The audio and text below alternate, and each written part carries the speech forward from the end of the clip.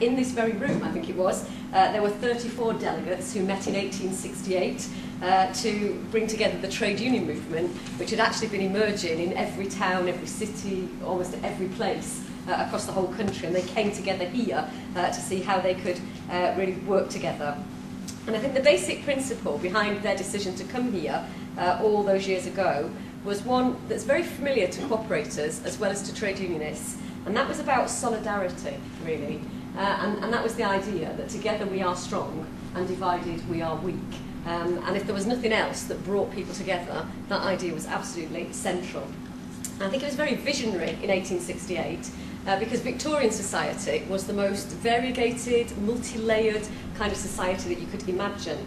A few years before the 1868 meeting, I think it was Marx and Engels in Chetham's library who were saying that society comprised of two great camps, proletariat and bourgeoisie, but in fact the reality was, in Manchester certainly, it wasn't just two great camps, it was fierce demarcation between craft workers, different guilds, different trades, and people didn't talk about the working class, they talked about the working classes in Victorian Britain. So the reality was really fierce division, and what was it, what thread was it that could actually bring people together? People were divided from their locality, which region they came from, which job they did. And I always reflect that when the Labour Party was formed in London in 1900, the delegates there came from a vast array of trade unions. There weren't just weavers, miners, iron workers and coal founders and shipbuilders. There were actually sailmakers, cigar rollers, chain makers, waiters and even taxi drivers. So the trade union movement was this really disparate group of people from so many backgrounds, and they came together to form the Labour Party. And again, I think that the thread there was about solidarity. If you come together, you put your differences to one side, actually you can achieve an awful lot. And it was really a revolutionary idea that all these people could come together to create a single platform and a shared voice and a political party that would speak for them. Now, I think unions have always reflected the shape of the economy at any particular time. The amalgamation of trade unions throughout the 20th century into general unions, so coming from this craft background into general unions like Unison, GMB, Transport and General Workers, I think started to reflect the increasingly shared agenda between the public and the private sector and moving away from the craft background. And if you look today, the emergence of the super unions that are now beginning to form, that have actually got international and global links, that is reflecting the global reality of the economy that we're all dealing with now. It's also reflecting the rise of the multinational corporations, which are in many cases more powerful than nation states, and therefore the responsibility of the trade union movement to be able to reflect and respond to that. Workplaces are changing quite dramatically now, very fast. More workers are scattered in small enterprises. Something like 77% of private sector workplaces have no union members at all. Only 8% of workplaces have a density of more than 50%. So in Britain at the moment, trade unionism is anchored in the public sector, while some of the most vulnerable workers in the private sector are not represented at all. And globalisation now means that corporations can open and close their operations over a weekend. They can move from country to country, and very often the most vulnerable people are not protected in those organisations. So there's big, big challenges for the trade union movement. But I also think that there are opportunities. I think one of the public reactions to the global recession is a drive for greater regulation, more control of free markets, and more government protection of people's jobs and homes. And this sense of insecurity that is now swirling about our communities actually justifies the case for more intervention. And the relationship between the state and the markets, I think, is going to be the big, big debate for the coming years. And I think that's quite good news for collective institutions like cooperatives and like trade unions. The zeitgeist at the moment is moving, I think, away from simply individuals all left to yourselves, sink or swim, into a sense that reflects that early thread about solidarity. That whatever our differences, we come from different backgrounds, but actually if we come together, then in this world that is a very scary place for a lot of people at the moment, then that sense of solidarity is really, really important. So it may not feel like it right now in the midst of the expenses scandal that's going on, but I think we do have a chance, if we frame the next election in terms of policy, I think we've got a fighting chance of still winning that election. And that's why I think that this debate that's taking place today is so important. I think it is more complex than simply more regulation and government intervention. I don't think anybody wants to return to the overarching clunking state.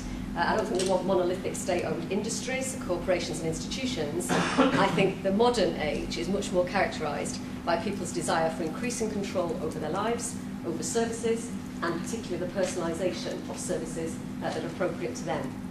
If you look at the success of a mass market product like the iPod, it's because technology there is giving the user complete and total choice and control about what the product is. And I think that's increasingly what people want from their local services. They also want to take control of their own lives. If you look at issues like climate change, they want governments to act, and they're prepared to act themselves, but they also want to come together as local communities to see how they can work on combined heat and power, community recycling schemes. One of my favourites, community composting, in which there's an awful lot of co-ops currently involved, Pauline. But I think that sense that having come through the recession, there's a different set of values which are more about community action, more about solidarity, not a return to an overarching state that tells you how to live, but actually a state that supports you as a community in coming together, are hugely powerful movements that are going on in our society at the moment. And if we as trade unions and as cooperatives, as mutual organisations can ride that wave, then I think there is a big, big space for us to be able to act. I think it also plays particularly into the hands of unions like Community, whose whole raison d'etre is to be absolutely embedded in community issues.